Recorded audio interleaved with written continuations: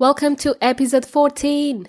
It's Giovanna from bumperleads.com for those of you who are just tuning in for the first time. Today, we are exploring how business owners can tap into their strengths so they can fall in love with their business again. I'm excited to share with you my interview with Debra Russell. She's a board-certified coach and author of the book called I Almost Missed My Life, Don't Miss Yours. Clever title. Is this what millennials call FOMO? Fear of missing out? Ooh. Debra has spent over 30 years helping leaders wake up, come alive, and enjoy sharing their unique talents and strengths with the world. And of course, to help others do the same.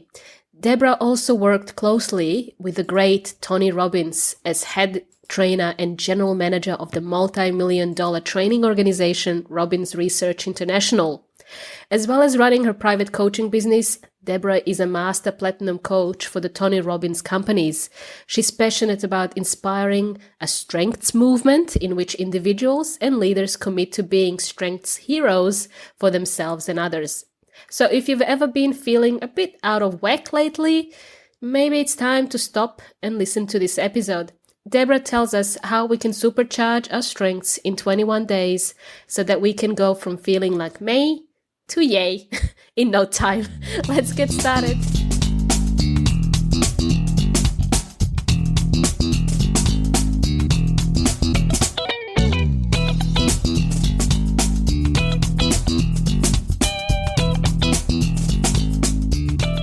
How do you like to start your day? Well, I don't have like some awesome thing to answer to that question. I roll out of bed because I let my dog sleep in. She's a puppy still, and she starts pawing at me and licking my face. And I'm like, okay, we'll get up. And she goes out and I feed her. So it's just real normal. And the thing I like to do after I get something to drink, which will either be tea or coffee, is I actually watch the monologue from the Tonight Show, the Jimmy Fallon monologue, because it's about 5 minutes and it makes me laugh. Yeah, so I like to start my morning with a laugh. Wow. Okay. Yes, that's really, really good because a few of my guests had a very big, long, morning routine. I was like, wow, that puts me really in a bad position because I'm like you. I like to start my day very easy. Yes, and I can jump up and get going really quickly. So for me, I've tried all the big, long morning routines and everything, and I just do better to wake up and look forward to the day. Enjoy myself. Hey, what the heck? I actually told my listeners about you briefly before we started this interview, and they all pretty much know that you are one of the head coaches at Tony Robbins, and you've been working with Tony Robbins now for about 9 or 10 years. Well, I've actually been affiliated with Tony for over 30 years because I worked at the company for a long time. Then I did consulting work for them. And then I started coaching because when we first started, there was no coaching department. That didn't exist. And so about 14 years ago, I started coaching because I had gone and lived out of the country. And when I came back, I never wanted to get on another airplane again. They had at that time started the coaching department. Yeah. So I've known him since he was 27 years old. Oh, what? That's amazing. But you know what? I listened to an interview that he did with Tim Ferriss. I'm not sure if you know Tim Ferriss. Okay, sure. And his morning routine was that he would basically jump into this cryogenic chamber, some freezing chamber to wake up. That was his morning routine. Well, there is a simpler way to do it, which is take a cold shower. I've definitely done cryotherapy. I did it for about a year. I went almost every day, about 5 times a week. And it was crazy. It's intense. I didn't do that to wake up in the morning, but the really and truly for me, the cold shower was way harder than cryotherapy was. There's something about the water hitting your body just was like, whoa. Wake up. Hello. If you want to wake up fast, there you go. Cold shower. That's it. Mm-hmm. And so what did you do before meeting Tony? What's your story? What did you do before Tony Robbins? Oh, good grief. Well, it will take way longer than the time we have. But the longest story short is that I ran away from home basically when I was 16 and got married, and was married and divorced 3 times by the time I was 31 years old. And I did not finish high school. I had one more class I could have taken in summer and graduated, and I just went, yeah, never mind. So I decided when I had my children, especially my son, I wanted a job where I didn't have to answer to anybody. And if my kid got sick, I wanted to be able to just go, and I didn't want to have anybody tell me whether I could or couldn't go. And I looked around and I asked the hairstylist what it was like, and he told me, and I went, that sounds good. So I went to barber college, actually, not even cosmetology, but barber college. And I became a hairstylist, and I did that for 14 years. No, 14? Yeah, about 14 years. And so when I was 31, for the very first time in my whole life, I just went, and I actually loved my job, so it wasn't that. But I just went, what do I really want? And it's interesting because I have found it's extremely common. I'm not trying to say it's only people who are in their 30s, but around 30 and around 50, I've seen a pattern where people start rethinking what they're doing. Now, people do that when they're younger, and they do that in the middle and everything, but there's a concentration of people at those two ages. And so I started going, what do I really want? And I'd never asked that question before because I had spent my whole life up until that point jumping out of the frying pan into the fire. I'd never just looked at where I wanted to go. And so long story short, I made some decisions. I got my third divorce, which was just insane, but a good decision on my part. Right around that time was when my brother, some of you have listened to the podcast with Leland Russell, who's my brother. He had gone to a Tony Robbins seminar, and just a few days before he called me, I had seen this show, Eye on LA, and he was on there, and they were talking about the fire walk that was coming up. And I said, well, at least that big guy's making money. Those people are just stupid. And I changed the channel. And then on Monday, Leland calls me and goes, guess what I did over the weekend? And I go, what? He goes, I went and walked on hot coals. And I went, oh, good grief. You're one of them. You're one of those crazy, stupid people. And now, of course, let's also realize that at the time, Leland was living in Bel Air and driving a Jag and, head of a company. And I was a hairstylist in a small town, coming off my third divorce, but he was still my big brother and didn't want to listen to him. But he told me I had gone back to school. I was in college and I was studying. I had decided to focus on organizational communication. And he said, well, if you really want to learn the state of the art of communication, go check out this book by Tony Robbins. And, just because he recommended it, I didn't want to do it, but I finally went, okay. And I read the book and signed up for one of Tony's seminars and ended up going back and going to a longer one. And I ended up convincing Tony to let me cut his hair. And I didn't tell Leland any of this. He didn't know about it for a year. And I went, oh yeah, by the way, I know Tony personally now. He's like, what?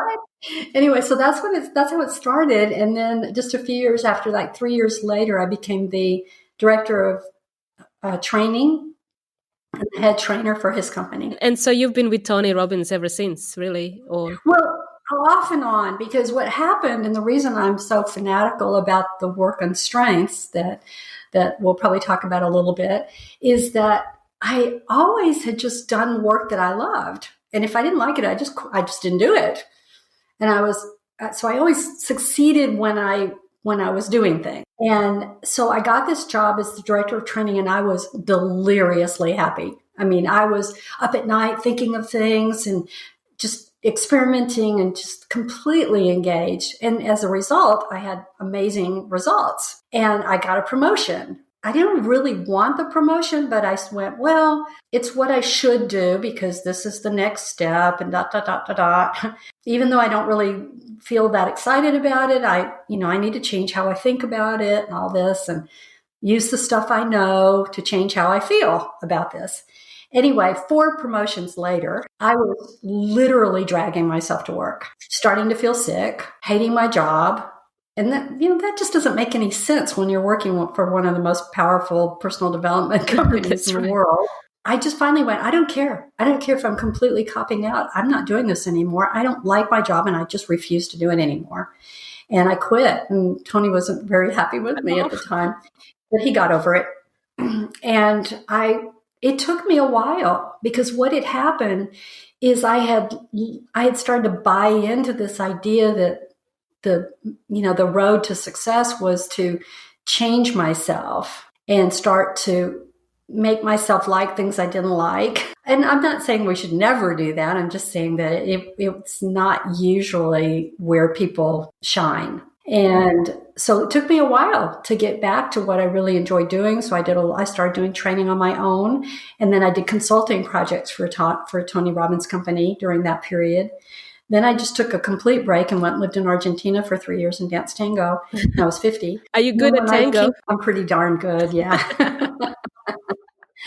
And my goal is to be professional level without becoming a professional tango dancer, which is what I did. Oh, amazing. I stayed there 3 years. So anyway, I danced tango for about 16 years. So when I came back after that, that's when they had started the coaching department at Tony's company. And so I started doing coaching. It was around that time that I started to explore this whole concept of strengths. And that's when I realized, wow, it all made sense. I literally I don't know how to say this other than I feel like I had an epiphany, and I felt justified in quitting.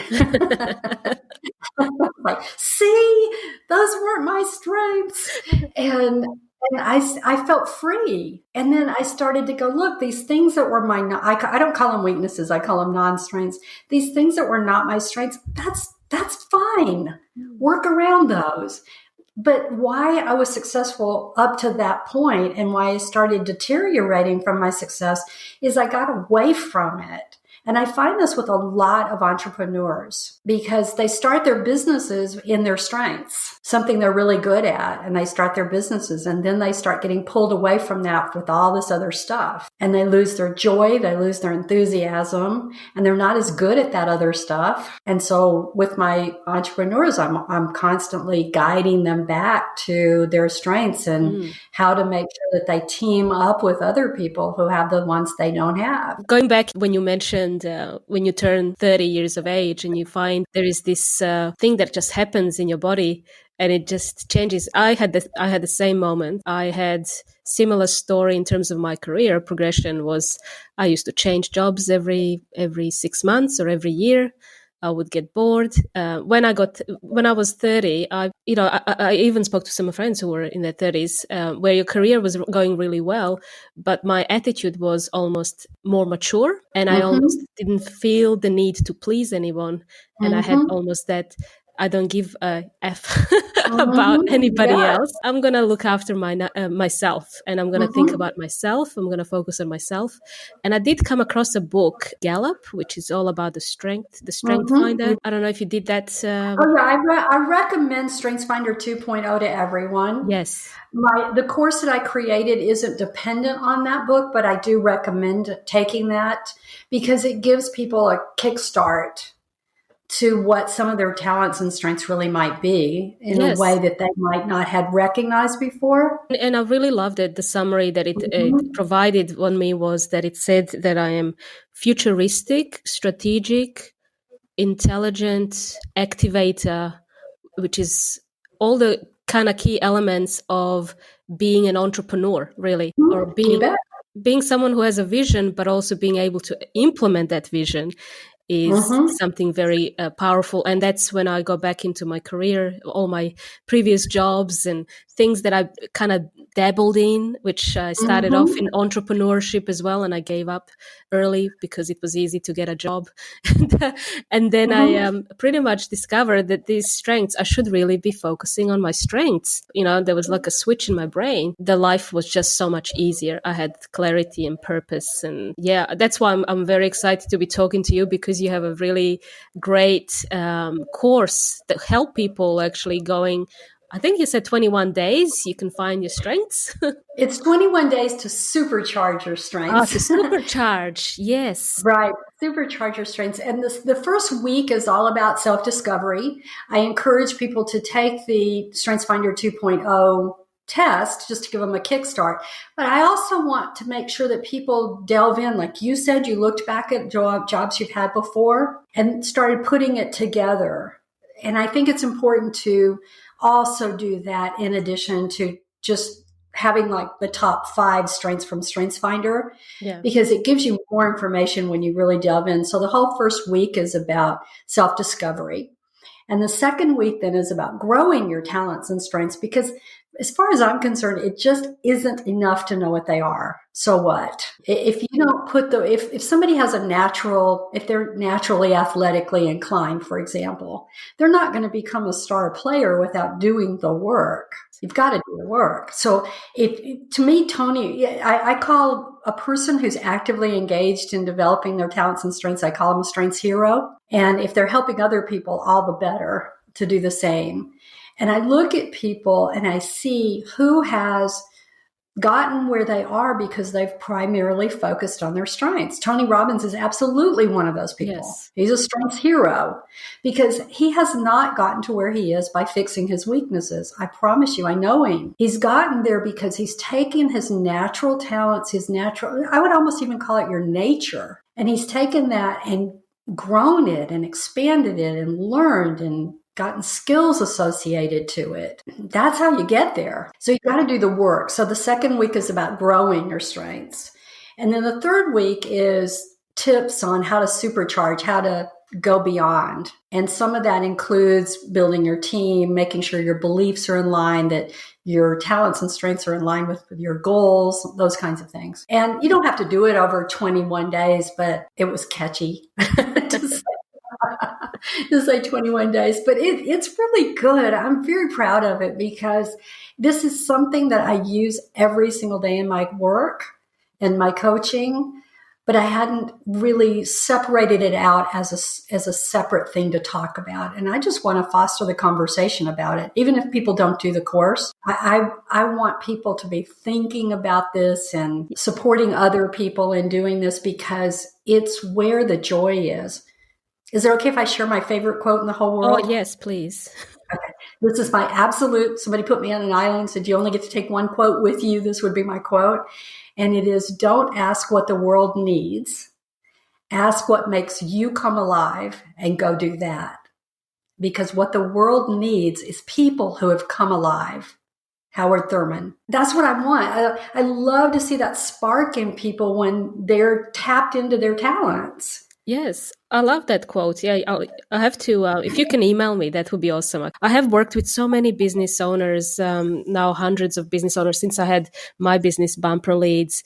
And I often see them really fall into their comfort zone rather than step out of their comfort zone. Would you say when you work with your clients, do you find that the strength is the comfort zone or is it the non-strength in that scenario?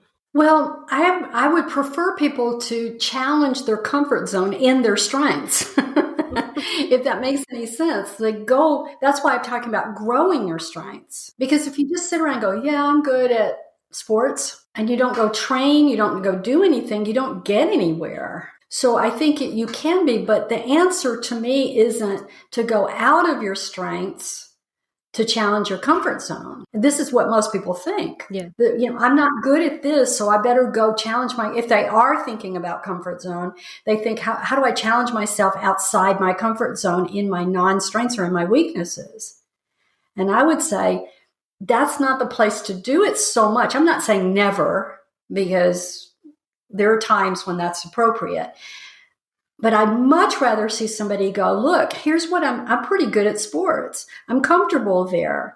I can play on the weekends with my friends. But what if I want to go farther? Then I want to challenge myself in my talents and go, how do I take what I'm good at and go higher than that? Go better than that, become greater at that. And so the way I think about it is there are 3 ways to grow your strengths. One is to learn when to use your talent and when not to use it. There's a joke that says if you give a little kid a hammer, everything looks like it needs to be pounded. So sometimes it's stop pounding. That's literally outside a person's comfort zone. It's like for some people, speaking up is outside their comfort zone. For some people, shutting up is outside their comfort zone. When to use it. So when you know what it is, you start looking at it. It's like, when does this serve me? And when does it not serve me? So that can take you out of your comfort zone to start making that distinction. The next thing is how far to take it. So let's say the context is right. You have a hammer, you have a nail. In the first example, you have a hammer and a screw. You need to know that. That's not the time to be using the hammer. Then, or maybe there is a time to be using your talent or your strength and you haven't been. And that could be outside your comfort zone as well. But start using it in places that you haven't been. That can be way outside someone's comfort zone. Then the second thing is, what's the context? So if I have the hammer and I have the nail, how far do I take it? Well, that depends on what my goal is, what my outcome is. So if my goal is to put two pieces of wood together flat, I'm going to take it all the way. If it's to hang a picture, I'm going to leave it out a little bit. So again, challenging yourself. And then the last one is developing your skills, expanding your skills in your talents. And all of that can take you outside your comfort zone, but the payoff is way higher than doing the same thing in non-strengths. You reminded me of Leland knows my story. I traveled for about a year and I worked and I traveled, and that was me being outside of my comfort zone. It was literally just living my life out of the suitcase. Like, we just packed up, we picked a place to go, we spent 30 days in Thailand, then we spent 2 weeks in Vietnam, then we went to Malaysia for a month, then we went to Turkey, Istanbul for a month, then we went to Romania. We just kept changing places. And after about third month, I was my business was growing, but I wasn't prepared. I was enjoying it so much, but I was also burnt out by that whole, change, constant change, movement. I became comfortable with that change, and then I ended up craving coming home and just having a normal routine, being at home, and that would be something that makes me happy. But after 6 months, I was thinking about my travel and how much fun I had traveling, that I really wanted to go back and travel again. Can I interrupt you for just a second? That doesn't surprise me based on the 5 things that you said, because that's an example of not knowing when to use it and how much and the kinds of things I was just saying. Yes. Because you were using your talents by the travel. You really were. You just you weren't in charge of them. They were in charge of you. Yes, I think so now that you mentioned that. That's what I was reminded. I think it was the other way around. I let them be in charge, and I needed to find that piece, being centered again. And being home, there were just things that were just going through my mind, questioning again, being the 30-year-old self, going and redoing everything, your vision board and everything that you stand for, and then going back to my desire to really be in business was to actually help businesses fall in love with their business again, and that's something that I felt that I wasn't doing, which is really, sharing this podcast, for example, and spreading the message and doing pretty much marketing what I actually stand for. And now I feel so much joy doing what I am supposed to be doing. Well, congratulations on that. That's beautiful. And I love companies like yours with bumper leads, and because you can offer to entrepreneurs some of the pieces that are not their talents and strengths, so that they can stay focused on what theirs are. And that's that part of building your team around you. It's so interesting because in sports, everybody gets this. Yeah. You don't take the quarterback and try to teach him how to be a kicker. You take the quarterback who has a natural talent toward being a quarterback. I'm a terrible sports person, but I'll play with it anyway. And help them to continue to increase their skills in quarterbacking. Yes. And we know that it would be ridiculous to do the reverse. He's doing really well in quarterbacking, but he's not a very good kicker. Let's take him over here and teach him how to kick. But in business, we do that to ourselves and to our team, especially when people are hiring. We do that to people all the time, and then wonder why we don't have a motivated, excited, powerful team, because we've got people in their non-strengths, and it's demotivating. It is because you also work with you work with a range of businesses, smaller to really big businesses, and helping, I guess, executives with leadership and empowering teams.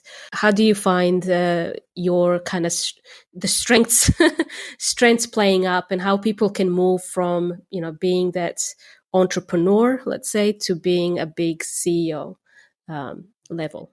Well, I think the hardest thing for young, and when I say young, I don't necessarily mean age, but I mean new entrepreneurs, newer, is they're trying to do everything themselves.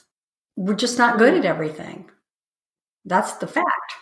And even if we can do it, I think that what I can do is like the danger zone, because we get caught into what we can do instead of what we're really potentially great at. Now, we may have to grow those skills to be great at it, but we have the potential to be great at that thing, honing those skills. So I think the hardest thing for the smaller entrepreneur is to really start to build a team around that person.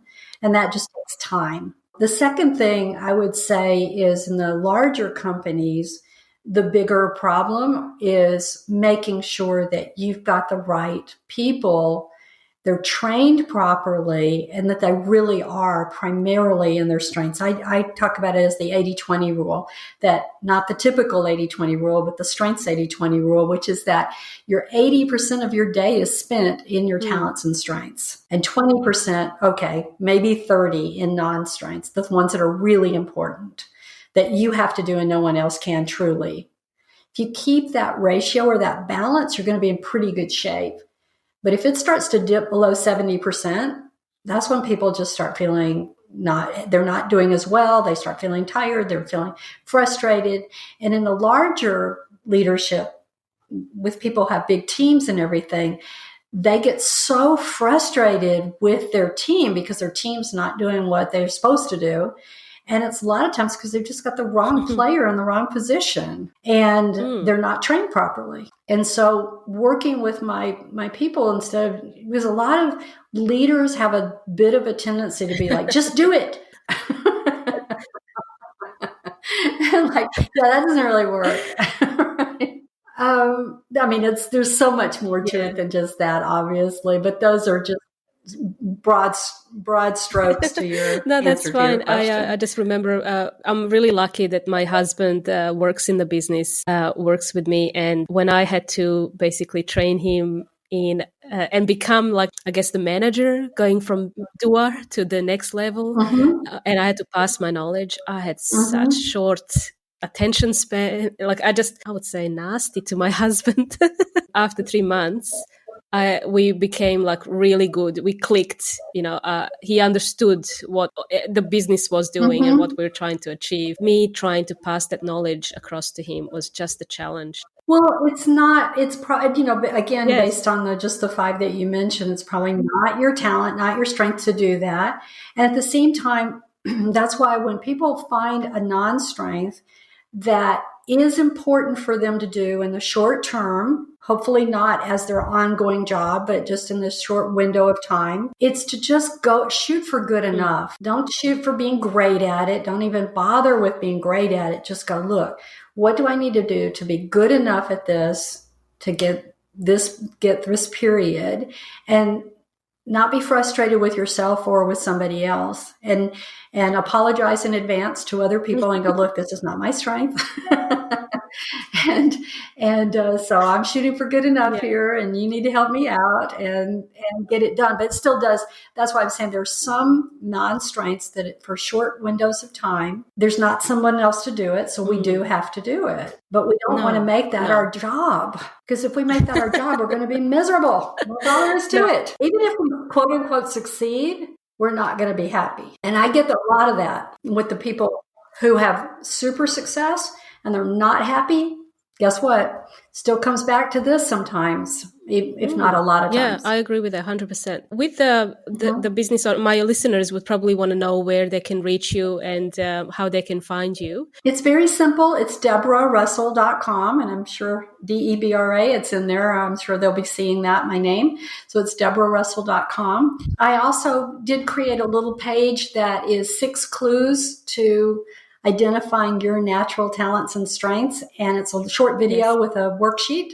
And if they just go to DebraRussell.com/bumper leads. Oh, fantastic. They can get that. Yes, I will put that in the show notes. Okay, good. And that's it. I'm there, available. If people want to email me, whatever, they can message me on the website. And I have a blog called Strengths Hero Blog.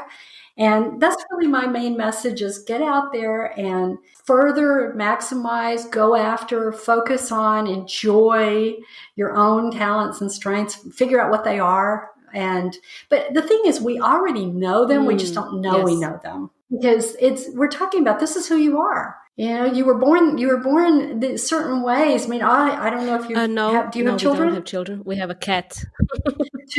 Well, even with cats, they have their own personalities, right? They all have their own personalities. And if you can take those natural personalities and hone them and get those working for you and get those lined up so that they're taking you where you want to go, that's the thing. Instead of trying to make ourselves over, it makes no sense. It's like, let's bring the best of ourselves out. And so if we're doing that for ourselves and we're doing that for other people, that's what I'm calling a strengths hero. And, read the blog, see the things, watch the videos, have some fun with it, and keep the conversation going. Thanks so much, Debra. Thanks for sharing. I'm sure our listeners will find the 21 days to supercharge their strengths really helpful in growing their businesses. Thank you so much, Debra. Thank you. It was fun to meet you. I look forward to staying in touch.